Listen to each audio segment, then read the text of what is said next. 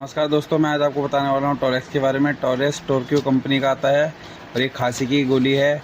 खांसी और नज़ले की ये गोली है। मार्केट में आराम से आपको 50-55 रुपये का ये पत्ता मिल जाएगा। आप ये देख सकते हो इसकी पैकेजिंग। ये गत्ते के फॉर्म में आता है। आपको ज़्यादा खांसी हो रही है, आपको डस्ट वगैरह से खांसी है, आपको सिरप नहीं लेना है तो आप ये टॉरेक्स ले सकते हो। ये डॉक्टरों की अच्छी चॉइस है।